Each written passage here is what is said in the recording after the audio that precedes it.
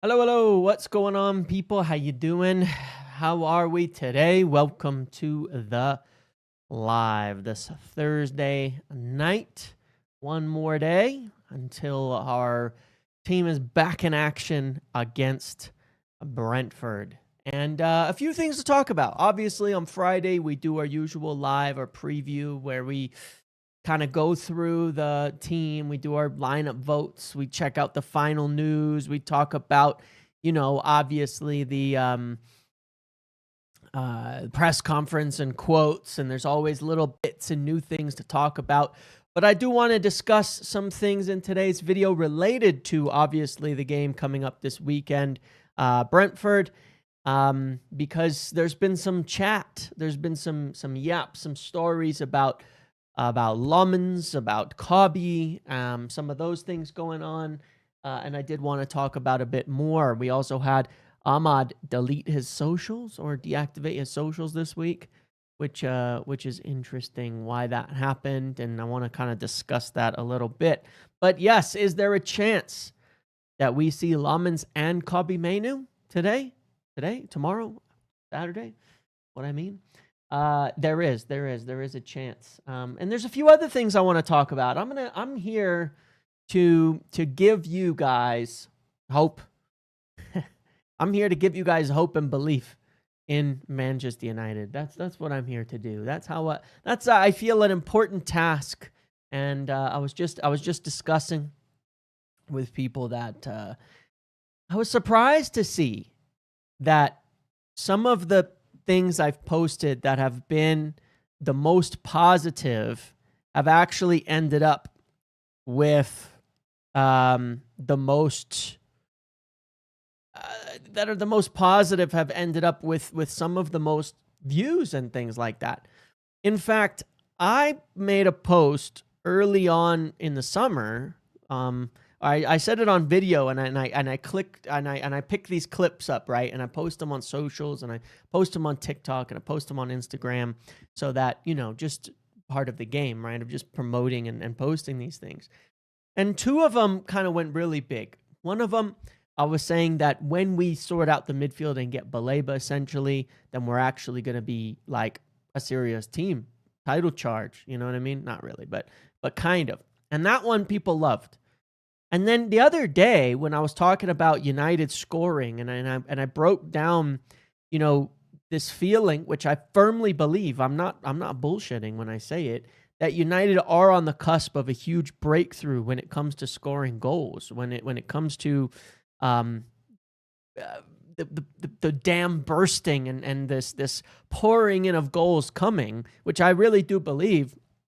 It also did, and a lot of people are liked it, and a lot of people comment on it, and a lot of people saying it, and essentially it went, goes those like mini virals, because I haven't done well at keeping up on the socials. Aside from YouTube and Twitter, I haven't posted a lot over the years over there, so the account's actually pretty small on those platforms.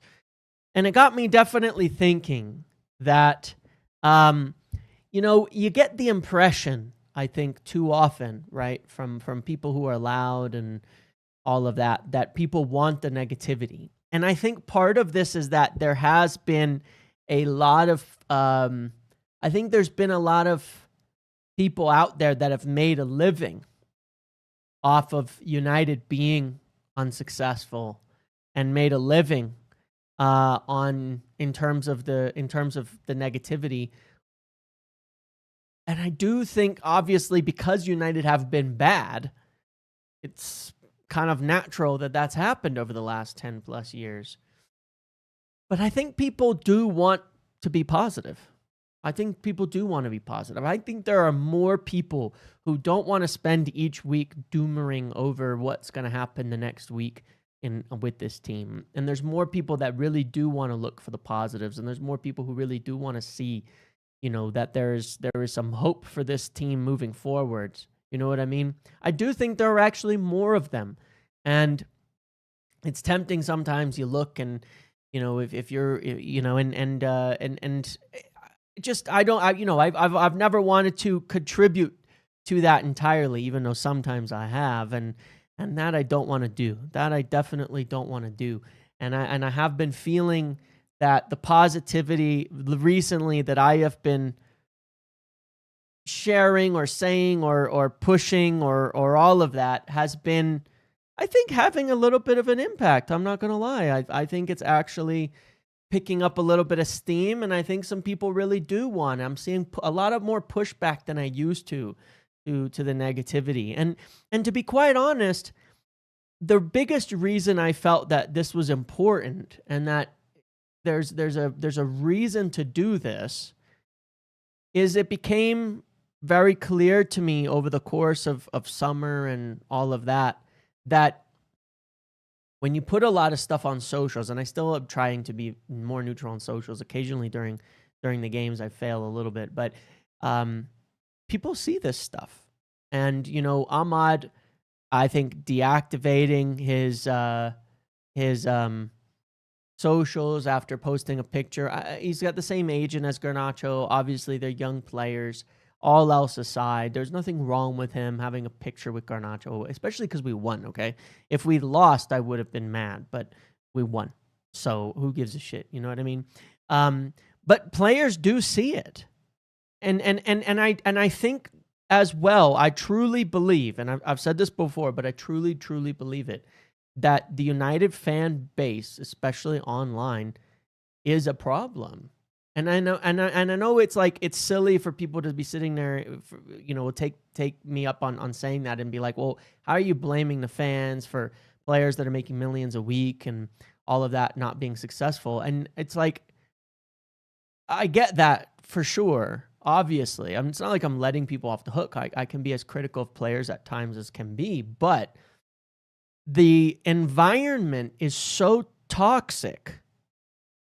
The environment is so toxic. You know what I mean? It is so toxic. It doesn't matter what you're getting paid. It's hard to exist in an environment that is so toxic like that. And it has to change. You know what I mean? And even when we critique, maybe it can be more encouraging. Even when we can critique, maybe it can be more like, well, hopeful in that sense.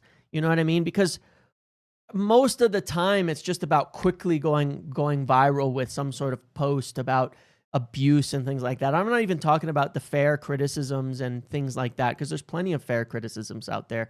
But it is a culture of like being built on this. And it even comes down to the team. Like, imagine we're sitting here, and like I want to say something that goes under the radar here, okay? And because this is one of the ways that it can be done very insidiously. Imagine you're sitting here and saying, well, you know, I'm not being mean to the players. I'm not being mean to the coach. The ownership left him with a shit team. Well, yes, you are. You are. By doing that, you are. What do you think players, people who see someone saying, they don't, you know, oh, well, he left him with a shit team. Well, you're talking about the players when you're doing that. You're talking about the people. You're talking about the staff. You're talking about the coach. You're talking about everybody when you do that, you know, and it does filter back through to all of these things. And it's like, I don't know. It's just looking at the kind of the Ahmad thing had me thinking. And then I was looking at some of the numbers on socials and things like that. And I was like, fuck it, man. Like, at the end of the day, you know, I know we're Manchester United, and I know we're supposed to win everything, right? But imagine for a second we gave the support that a lot of mid-table clubs do to their team. They rarely win anything. Their accomplishments are staying in the Premier League. I'm not saying that you can say standards and this and that and all that, but that's not what I'm talking about. You guys know there's plenty of teams out there that have diehard fans that are never going to see them lift a trophy, and how much they encourage those players and things like that. You know what I mean? I just think that we can do better. And when I see it, I'm like, why in a week after beating Chelsea, one of the things that I've noted is I've seen virtually nothing positive. Like, I think people have been positive, but instead of like a big push of positivity, a big push of encouragement, a big push of like, is this the turning point or things like that? It doesn't matter if you believe it. What are you scared of being wrong? You know, that's the other thing that goes on, right? I think a lot of people are scared, you know, of getting called out in the future for being positive, for taking, you know, positive takes on things and then being wrong. And then it's like, well, now you're going to get called out and whatnot. And it's like, well, but who cares? You know, but that's a part of this culture that exists online. You know what I mean? Of like, be positive. You support the team. It's more important. We're fans at the end of the day. I'd rather be wrong and encourage. You know what I mean? And it's like, I don't know, man. I'm just heading in that direction. You know, but instead it's like, well, we got a red card, so then everything we did is you know, there was just no positivity. It doesn't even matter Casemiro ruined it. I mean, Casemiro, I was heavily critical of him getting that red. And you know what I did yesterday?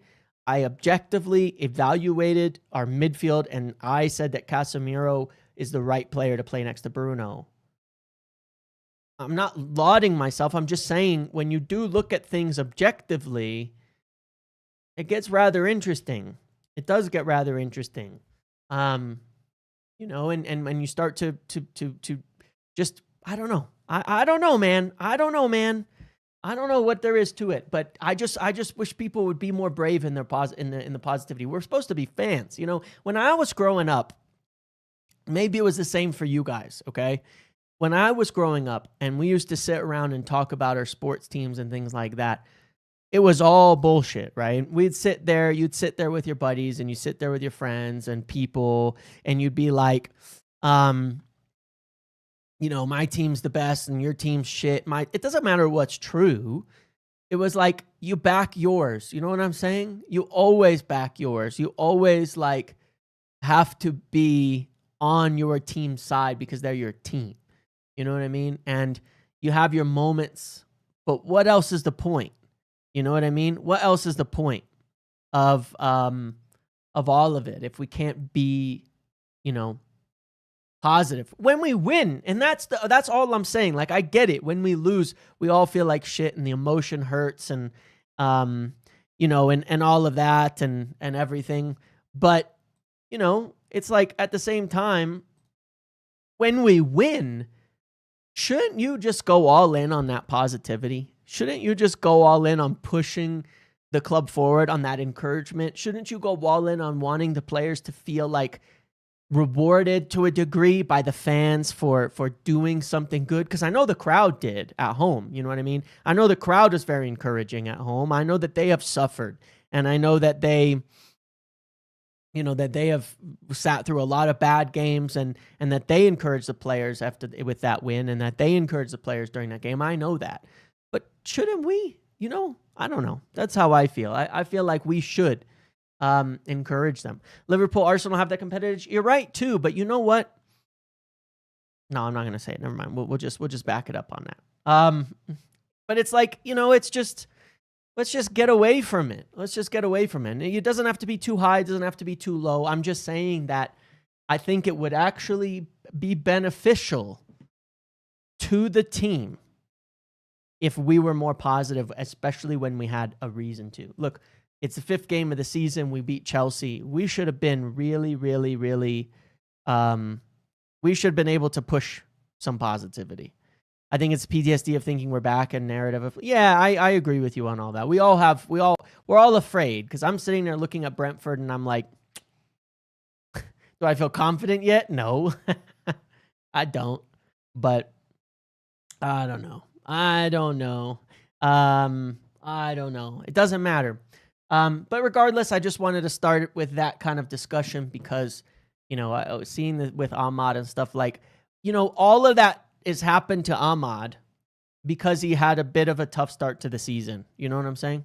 Like, that's what it's all about, really, right? He had a little bit of a tough start to the season. He's been a little bit unsuccessful so far. And so that Garnacho picture, like, blows up and becomes like this thing about we actually have to like attack a player. And I suppose that's more what I'm talking about. Like, we gotta, like, come on, man. Like, but this is where I'm saying, like, it's so easy to turn on some of these guys. I'm not turning on Ahmad because he's had a tougher start to the season than usual. I'm not gonna go and start because it's like people will justify it because of the performances. You know what I mean? It's like, I get it. Yeah, he tried 2 bicycle kicks, so that means we should abuse him for taking a picture. Like, what's the connection here? You know what I mean? Like, what does it matter? You know, like, so what? I'm not gonna. He shouldn't be sat there and abused because he's got a connection. You know, because he missed a couple bicycle kicks. If he scored a goal, does it make, you know, taking a picture with Garnacho okay? You know, but this is what we've done for a long time. Players have getting abused for the craziest stuff. You know what I mean?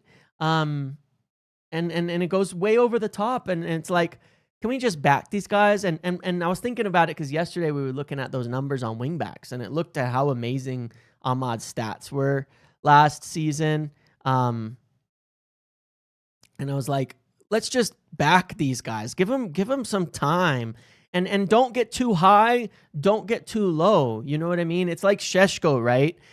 Every time we talk on someone's channel, every time a video comes out, every time a discussion, every time there's stuff on Twitter, it's like, oh God, he's on the verge of going 007. And it's like, and then it turns into like, well, Amram should have played him more, and then this and that. And then like, and then maybe he would have got going. So then people can't make 007 means. It's fucking nuts.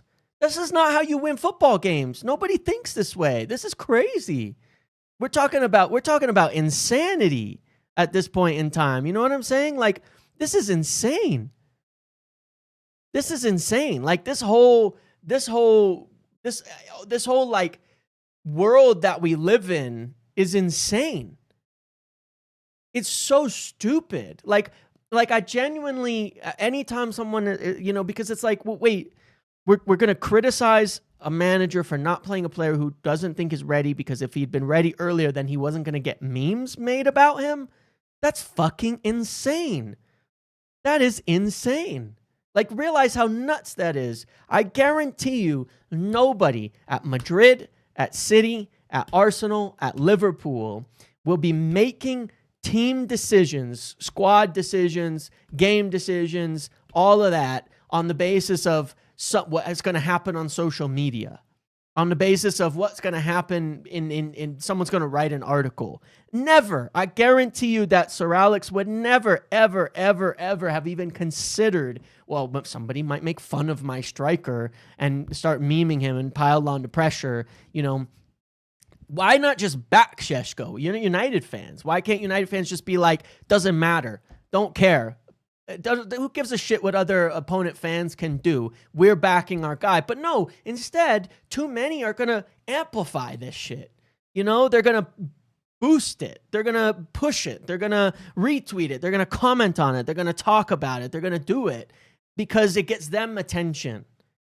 I hate it. I hate it. This is the part of this whole thing that I hate, and I'm not going to do it. You know what I'm saying? I'm not going to participate in it. And so really, this is just a long discussion to say, I'm just going to be all in on my positivity. I told you guys I'm going to defend. You guys know I had doubts on Šeško. I made my very logical, clear thoughts on Šeško. In terms of what my concerns were. And I'm defending him every single game and every single week and saying he's going to be fine. He's going to be fine. He's going to be fine. You know what I mean? And then I take Llmens and it's like, so he hasn't played already. And now people are pushing, oh, he's shit. He's worse than Bayindi, or he's this and he's that. He's terrible. He's all of this. And people are buying it. People are buying it and amplifying it. Stop it, man. Stop it. Cut it out. You know what I mean? Cut it out. I always made sense. Cut it out, you know what I'm saying? Anyway, that's all. Let's get on to some talking about some actual news that matters then, okay? I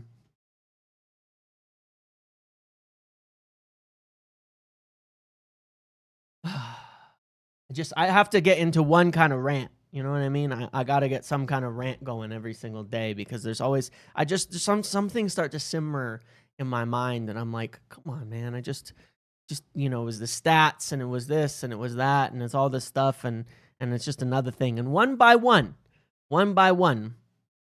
I'm gonna keep pushing and knocking down these walls of negativity, because I think if we were more positive, and I don't just mean we, former players, how they act as pundits for attention and all of that, it doesn't help. Views equals brand deals. 100%. You're right, Naveen. You know, but I think it would help. I think we need to be all in for our club, our team, our players right now, more than ever, because we are trying to build something now for real, and we actually have a team doing this. You know what I mean?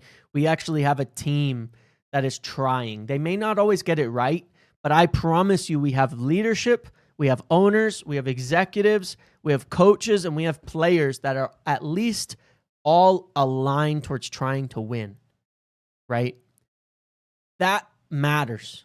We haven't had that. And I can understand that it's been difficult when it's like, yeah, that's not been there. And I'm not saying all the owners, mind you, but we do have that now.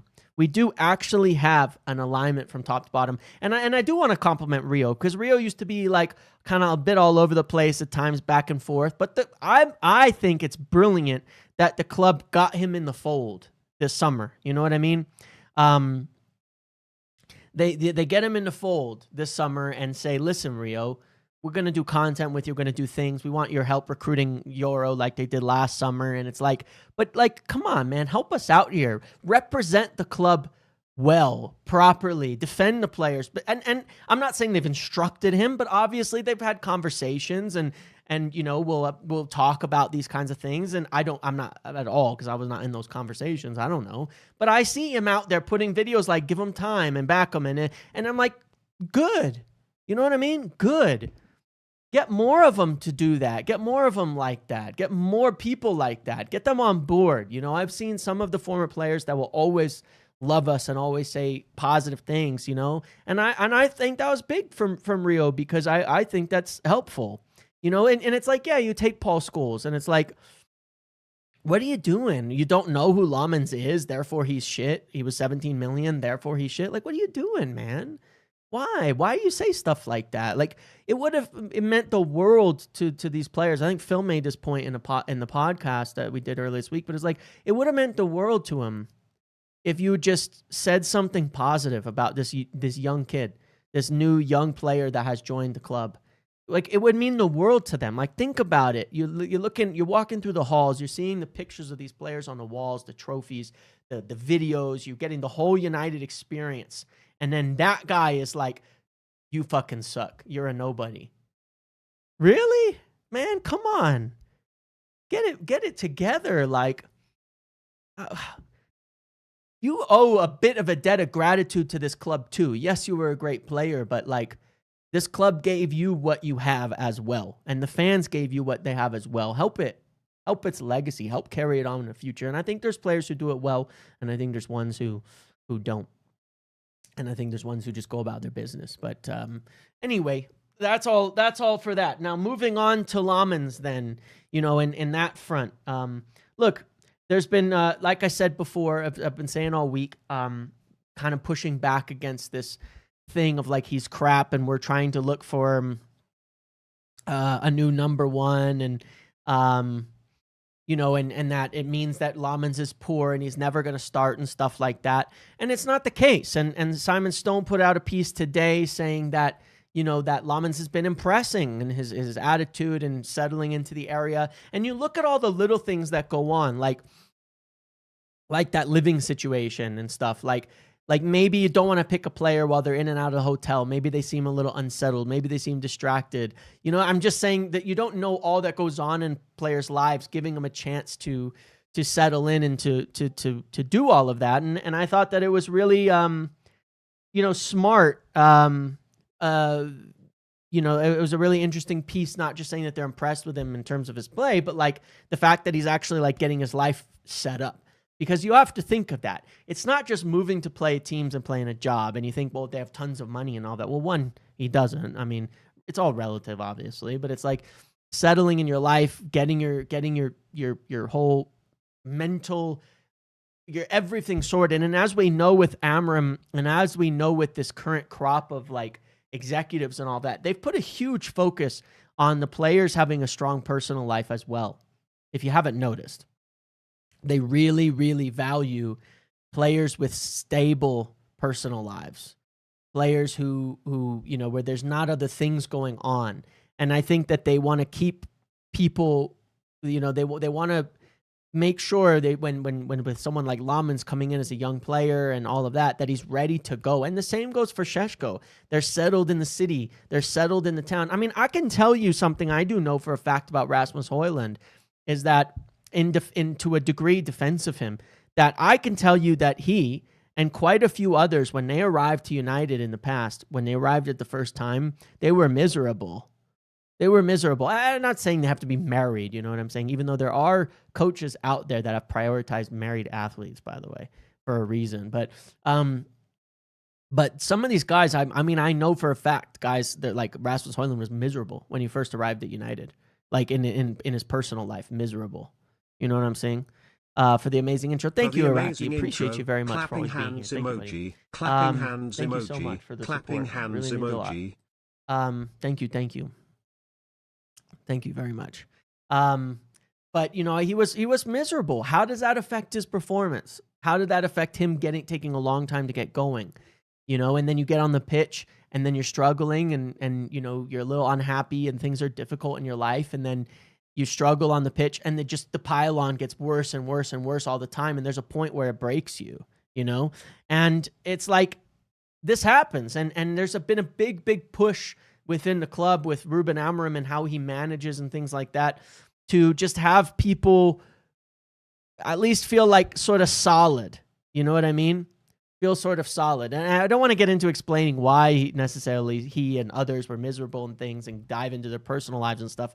But I told you guys in the past that this team was horrible in terms of its togetherness, its community.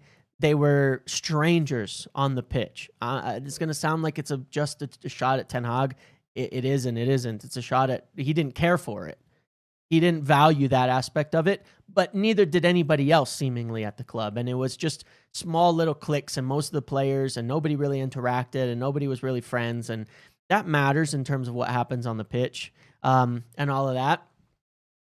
And that's one of the reasons players would arrive, and it's like, oh, you're expecting this community, this culture, this like togetherness, this all of that, and then they're just shit, and it just sucks, it just sucks, and it's like it doesn't, and it's like what happened, and for some of, and that's been a priority, and so sometimes it takes a little bit of time, for these guys to settle in, to get together, to work it out, to get going, you know what I mean? And to be stable in their lives. And sometimes that's all the coach is waiting for, to really give them that chance so that they don't end up with all those kinds of pressures and things like that. And that there is a bit of togetherness and that they've grown as a team. And are they getting on with their teammates? And are they, have they found connection? Because that matters when you're on the pitch.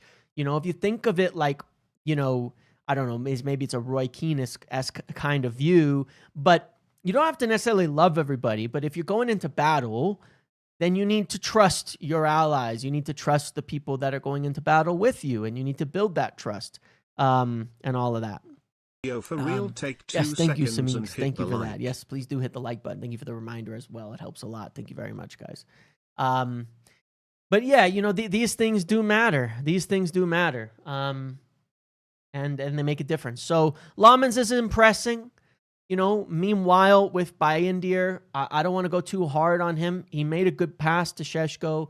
I was saying there's some things he's done pretty well.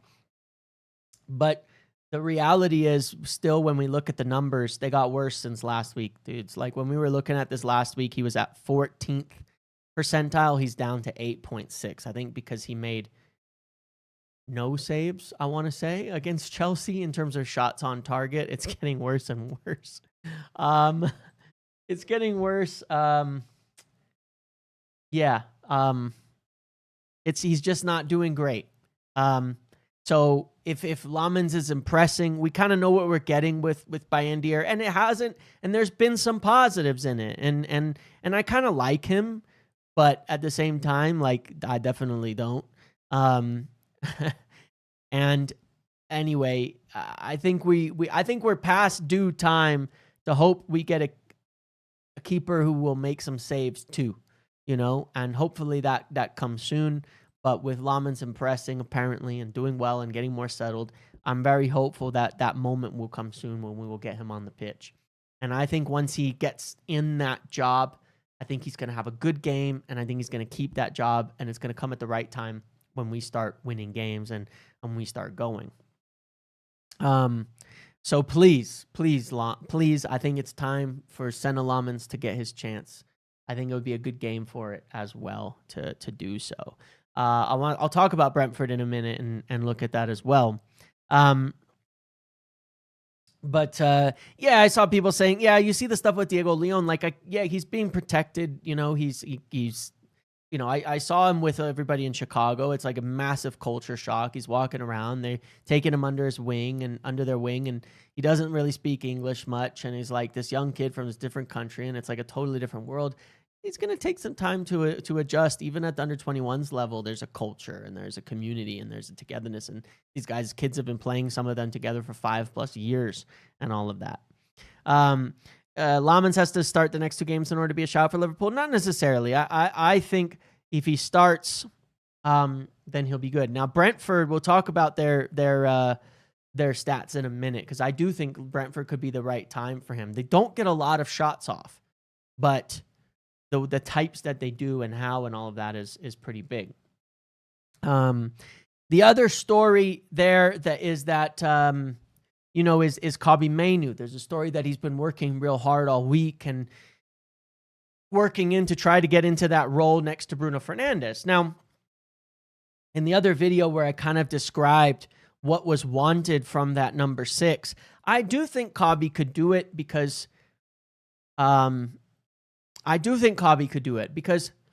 it doesn't require a ton of legs. It does require the ability to sit, the ability to sniff out kind of danger, to stay behind Bruno, to not press up like crazy. I thought the second half against Burnley, after some of the subs, when we were pushing ahead to try to attack, Kobbie was bringing it up from the back line, making some tackles, avoiding pressure.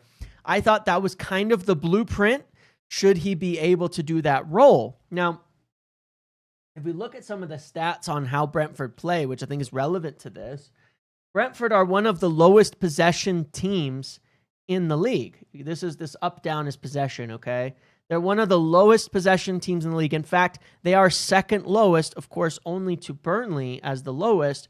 And so they are a team where we're probably going to be, and their pressing is mid. I mean, it's low. It's above 11. That means it's not very hot. They're not a very intense press, and they don't have the ball a lot. They've been like this for a while. Direct, quick attacks, set pieces, some physical things like that, but they're not going to have the ball a lot. So we should expect to have control of this game. We should expect to be, piled up around them a bit, trying, and in this kind of game state, I don't, you could keep Ugarte on as a 6 to break up attacks, and you're not going to be dealing with the imbalance you had with Bruno and Ugarte against City a bit. But you can have Ugarte to break up those counters, but similarly, Kobbie's going to give you a bit more control, a bit more settled possession, bringing the ball up, evading pressure, things like that. We could have the ball a lot. I mean, we look at some of the other stats here. By the way, on that whole negative stats debate, by the way, on United having bad chances, you know that we have the most shots in the penalty area of any team. Not just the most shots, but the most shots in the penalty area. And we're actually averaging 4 times the number of shots in the 6-yard box as Liverpool. So 7th most, tied for 6th most. So, all those low quality chances that we're producing. I don't know if you guys... Anyway, I'm sorry for blinding you by making it white, but I was actually looking for Brentford. Brentford, look, they get very few shots. In fact, I think they have the lowest shot numbers in the league. Yes, 8.2 shots per game. They are counterattack FC. hit you on the break, go long, create something out of it. They get high quality shots. They don't have many of them. Okay. So that's what we have to deal with. Now, I think we are going to be okay against those types of teams. I think that's the type of game that we should be able to win. There's other things too. Like they're not, I noticed this about Yarmouk when I was looking at his stats. They're not crazy in terms of winning a lot of stuff in the air. You can see by possession, they're 19th in the league, 39%. They have a low pass percentage, which usually indicates that they're playing fast attacking football, things like that, just straight counters. So step up, break up those attacks early, otherwise retreat quickly. Don't get opened up by one pass on the break. Now, I know you guys can say Maguire can't play, but I want to oppose that. I think that Maguire and De Ligt could be our best partnership for a game like this because, your logic will tell you need fast center backs to run backwards. But that's not how City play teams like this. And that's not necessarily even how you have to play teams like this. We can just, if you saw how our center backs were aggressive, we're stepping up, we're dealing with the long balls, with the counters before they happen, that's another way to handle it. There's options here in a direction to go. The Maguire in the middle with De Ligt on the side, what I really liked about seeing is that it allowed De Ligt to be much more aggressive. Step up and knock those counterattacks out before they happen. You know what I mean? And I think that would be the step towards really dominating. Maybe it's more risky. I don't know. It's possible. But if we have, I'm just curious to see what we do there. I think we could, but it's also the set pieces and the throw-ins. You can say we don't have to squeeze Maguire in, but at the same time, we conceded to Chelsea the minute that Maguire comes off the pitch. We conceded the minute, as soon as Maguire came off the pitch, because we couldn't defend those set pieces as well. We couldn't defend those crosses as well. We couldn't. I would like to see Euro, Maguire, De Ligt. Lexi, that's what I'd like to see. Euro, Maguire, De Ligt. Because then we get pace, we get aggression, and we get the set pieces. And I think that's giving us the three things that we need all in one go. But we need Maguire for the few chances they're going to get on those things into the box. I also think that the keeper, this is where a keeper could be good. You know what I'm saying? We conceded against City, but it's a totally different game state. You know what I mean? It's like I think that those three would be the best type of situation there. That's my opinion anyway. But Bayindir doesn't come out either. Yes, and that's why I'd like to see Llmens. I think Llmens helping our box. I think Maguire helping in the box. That will help us limit the types of goals that Brentford are scoring. Ideally, De Ligt stepping up Euro to give pace backwards. That would be, to me, the best setup that we could have. I know that he's liking that left footer on the left, and that's why he's keeping Shaw in there. But still, I'm just saying, this is what I would prefer anyways. Defensively, they're not... By the way, being a top of tackles is not always the best thing. I've said that before. We defended a lot against Chelsea, and it boosted our tackles a lot. They allow a lot, second most... Okay, but they're allowing the second most shots per game, and we are the team that shoots the most. This should be routine, and I think that's why it's a big test for us. And it's not like a City where it's like the matchup can suit us. This should be routine. A team that allows a lot of shots, we get a lot of shots. Now, maybe that means they're limiting the expected goals that they received and things like that. We could look at some other graphs. I actually don't know. On here? Is that on here? Maybe I have to go to understat.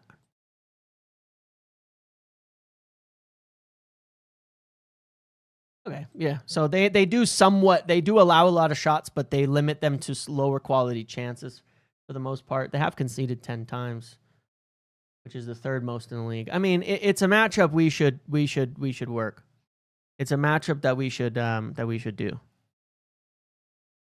It's a matchup that should be fairly routine for us. That's what I would like to see. So hopefully it is, but yeah. There's a lot of things in here. And I think that the original point, I guess I was saying there, is that we have a couple of routes that we could go with this and how it ties into Kobbie menu, right? We could go with this. We could go with this as a route where, you know, we squeeze them and we just dominate possession and all of that. We can go with a little more security. We can go with more attacking. We can go with more defending. I don't know what we want to do in this game, but the likelihood is that it's going to be similar to Burnley, where we need to break down a defense. And I think we've actually been decent at doing that and creating chances. We're going to break down a pretty decent mid block that's not going to be a high press, and then we just have to not get countered on the break like that. Apparently Mazraoui was not pictured. I definitely want to see Ahmad back at right wing back. Yeah, I'd really like to see today. My feeling is I want to see Cunha, Šeško, and Mbeumo, Ahmad out wide, Dorgu on the other side, Bruno and Kobbie, Lenny, Maguire, De Ligt, and Llmens. And I think that's really, really good. You know, I think that's really, really good.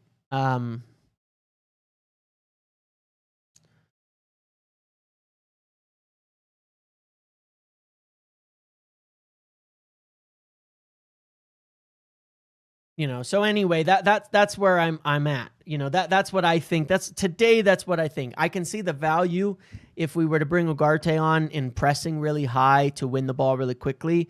But I think that you know, I think that I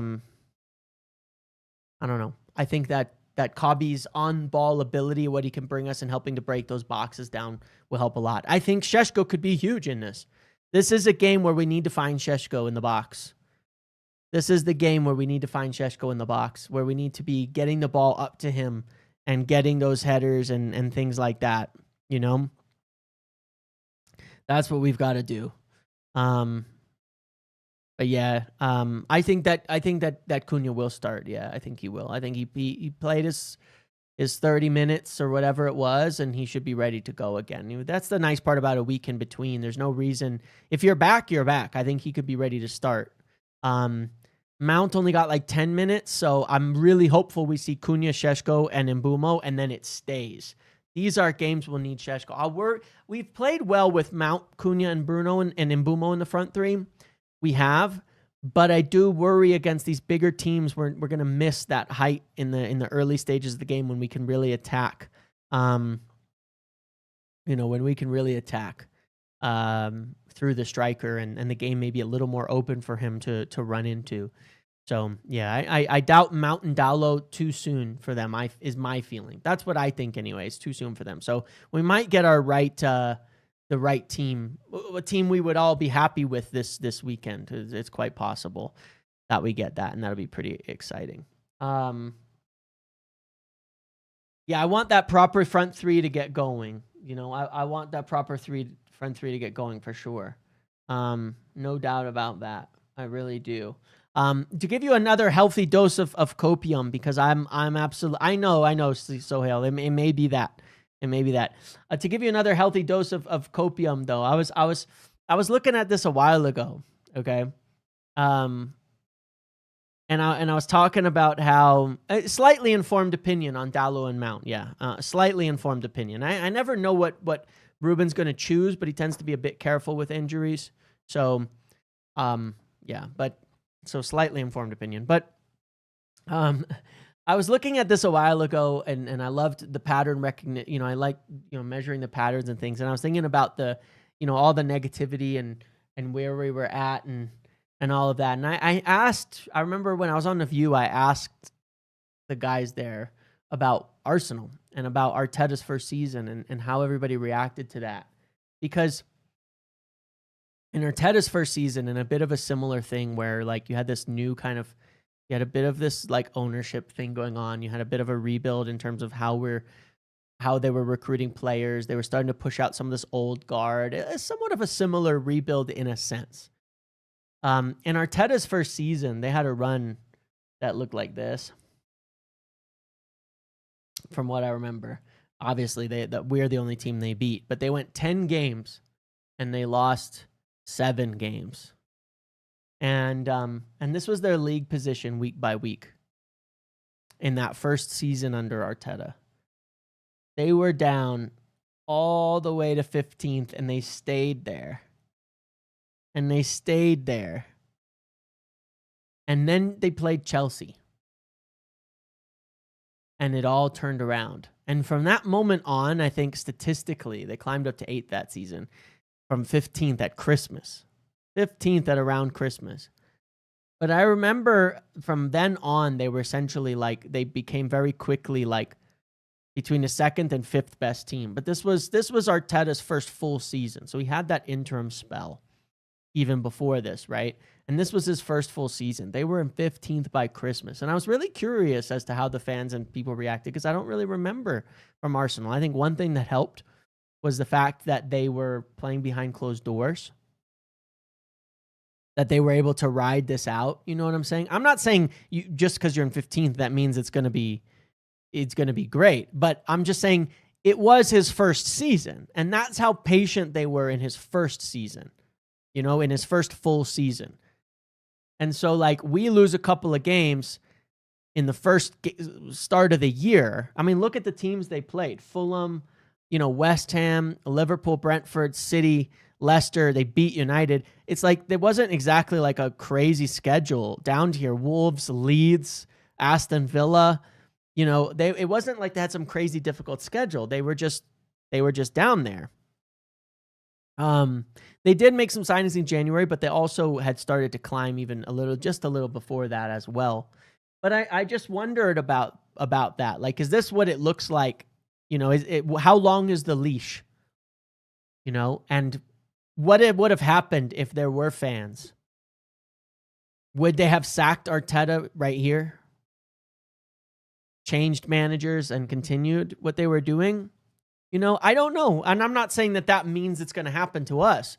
But it was interesting to think about in this context of like fan pressure and all of that, because I could bet that if they were in that stadium every week and it was different and they were getting booed and all sorts of stuff and all of that they wouldn't have held their nerve and they would have sacked him for sure, right? Like 100%, they would have sacked him. And it just makes me wonder, and it just sort of makes me think about this whole pressure aspect of it. Like at United, the pressure is even higher. You know, at United, the pressure is way worse. At United, it's significantly worse. And you can't, you know, we can't, if we're slipped down to 15th by game week 10 again, it's over. You know, we all know that it's over. But should it be? I'm not saying it shouldn't, by the way. I'm just saying it's an interesting conundrum you deal with here where like what if you needed to be that bad to be good?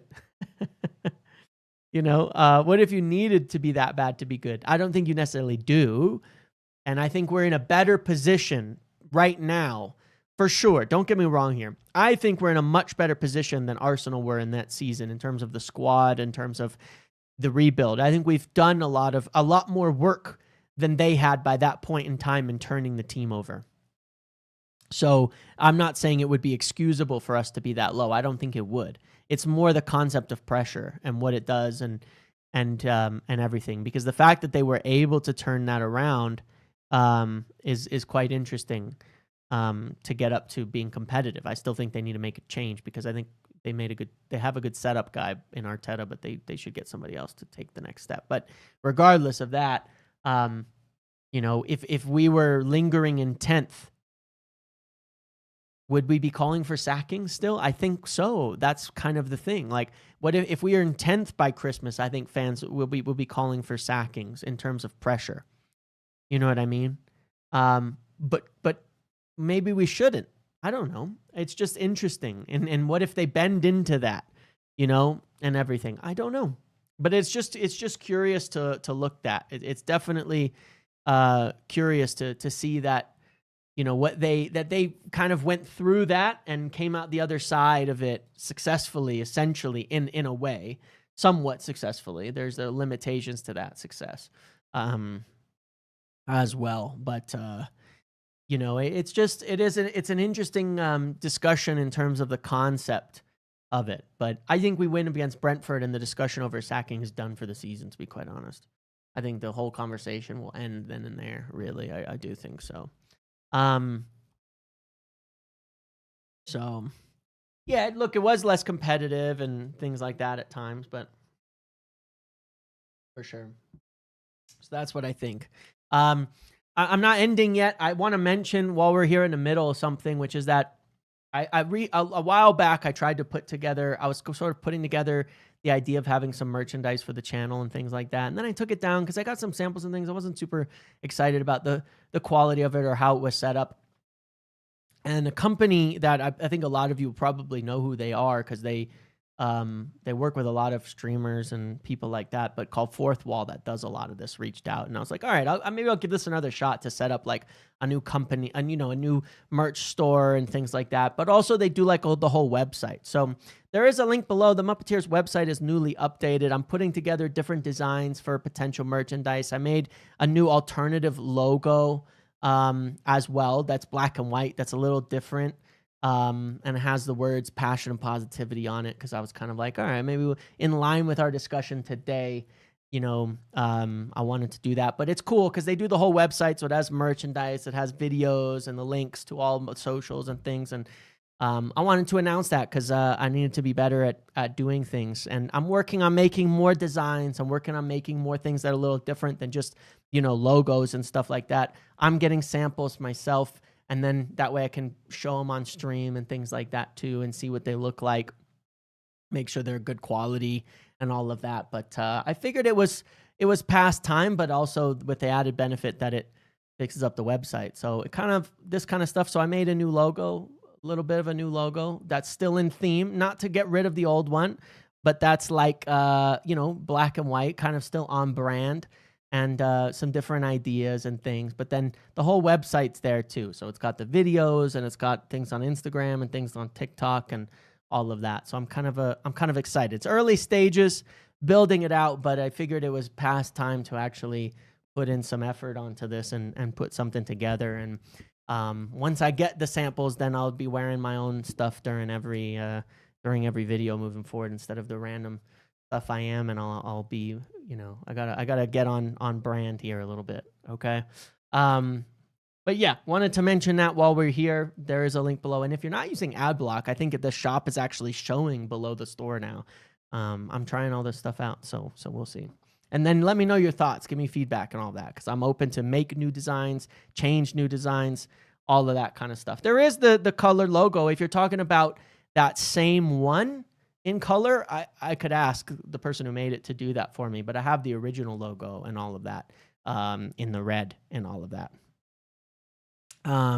If the merch designs look like your paint diagrams were in trouble, you know what, Rana, by the way, what if I thought that would be funny. It's probably way too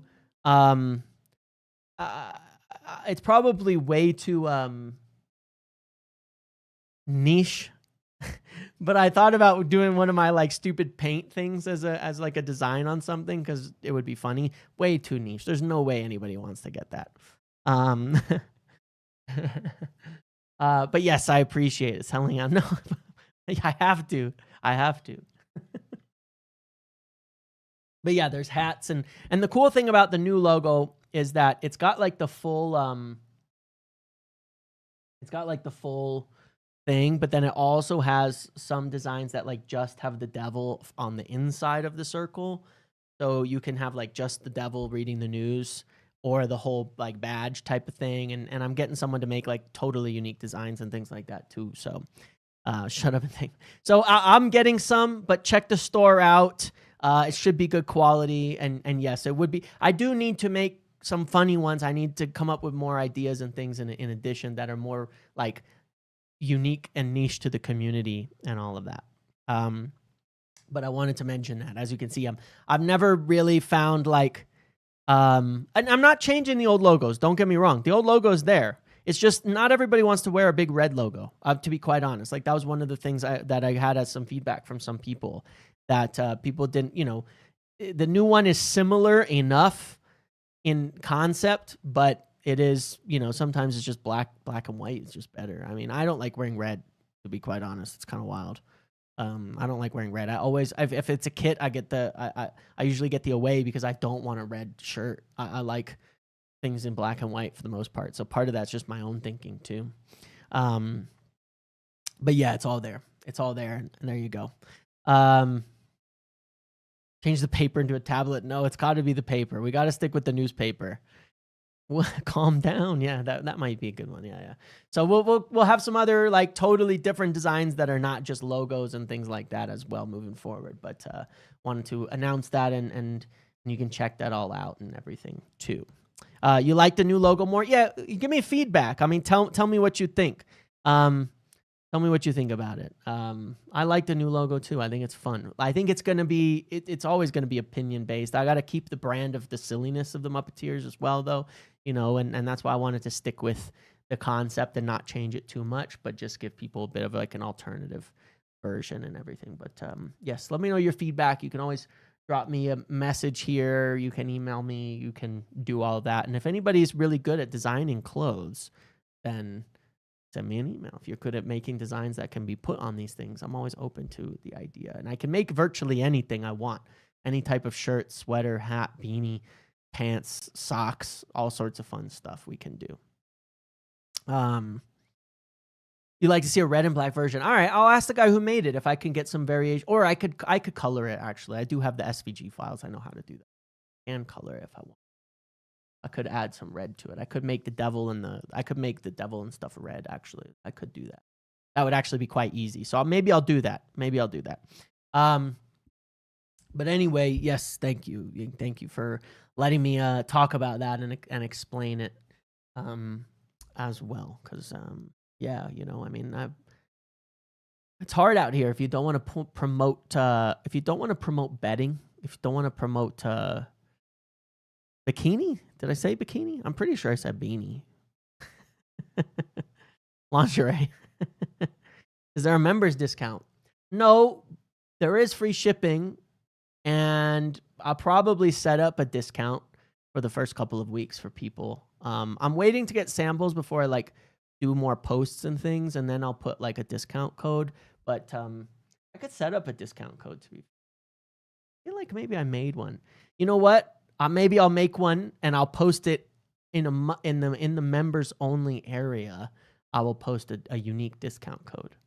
Maybe that's what I'll do. Okay, keep your eyes out for that.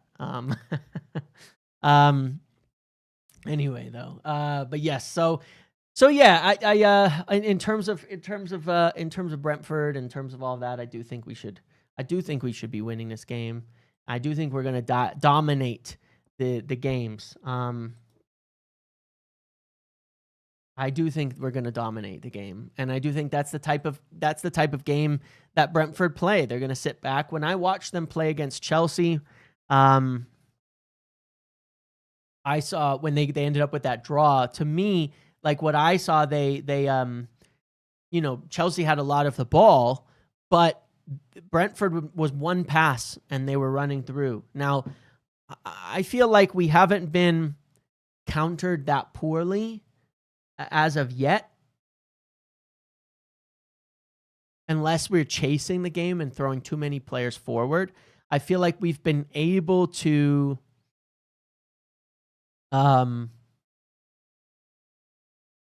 errors come to an end. That would be a good one. I feel like we've been able to attack without throwing away our defensive shape actually decently well in terms of the back. But yeah, Chelsea have had 3 bad games in a row. We haven't really been that vulnerable to counterattacks. If you look at the Burnley game, we weren't really that vulnerable to counterattacks. And some of that is because some of our attacks are long ball, right? We're not necessarily having too many men forward. We're just finding gaps and getting players in on goal.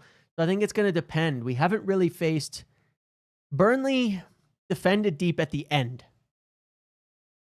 But for the middle part of the game, it was more of a mid-block. And I think I'm curious what... I'm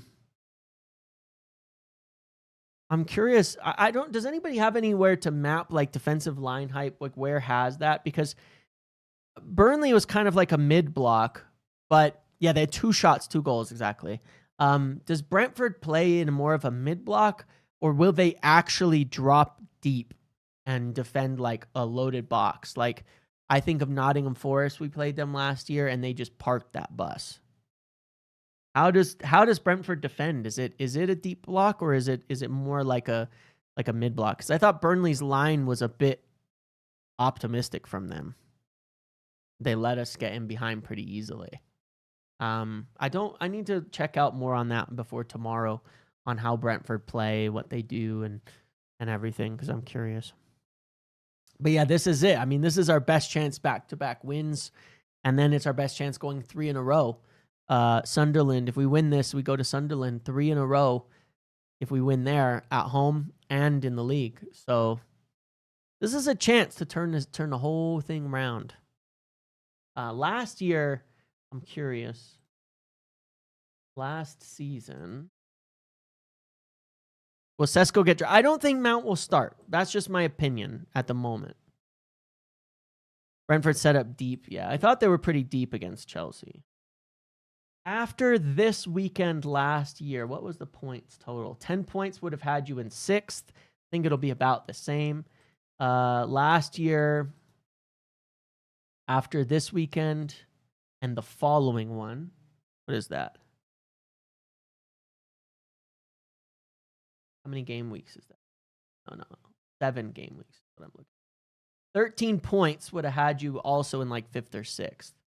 This year, I have a feeling 13 points if we end up at 13 points on this international break, I've got a feeling we'll be in like the top 5, something like that. I've got a feeling. I always feel like in the big games we can get up for it. I mean, we beat Chelsea, did good against Arsenal. City was kind of a shit show, but to be quite honest, I think we could have, if we had scored early, it would have been a different game, and we had the opportunities. And Liverpool haven't been that good. I'm not going to say we should beat them, and because they're winning games. They're 5 out of 5, but damn, they just haven't been that good. They really haven't, like it's frustrating, but they just haven't been that good. And it's crazy to say that with everything going on, but I don't know. I don't see them being that good, and that game's open. So this is it, man. This is our chance, in my opinion, where I'm sitting. This is, to me, our chance to turn things around. Polo shirt, yeah, I could do that. This is our chance to really, really turn things around and like go on a run this season. I saw the discussion about Harry Kane and him coming back to England and all of that. I don't think that it's going to be us, my friends.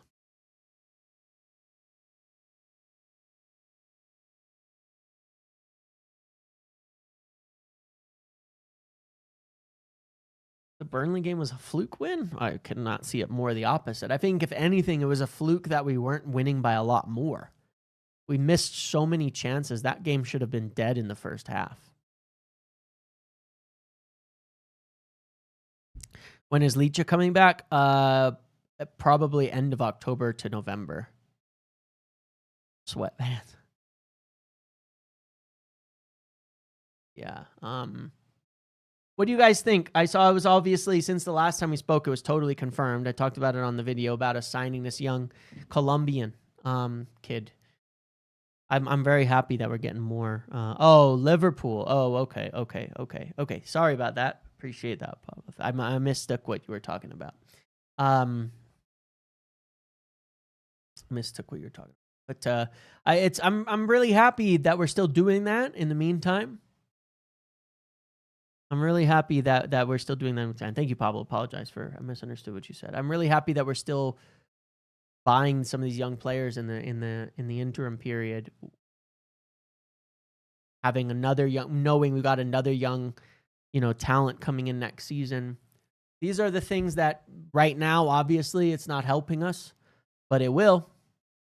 2 to 3 years from now, it's going to help us. Yeah, the Fulham game too is the funny part. Like, there's all this chat over game state and things like that, but I think that's all. I'm gonna be honest with you guys. This whole thing about how because we were losing, our stats looks better is just totally wrong. If you really watch the games and look at what happened, we should have had Fulham dead and buried. So if anything, it's the fact that we have not been finishing our chances while even that have hurt us most of anything. Look at Fulham, look at City. We should have put chances away early in those games, and it would have put us in a better game state. It is easier to score when you are level or winning. The fact that we blew those chances early in those games made it worse for us, not better for us. And I think that's why some of that dialogue is so weird. Again, it's the fact that if we had made those chances early, that would open the game up even more.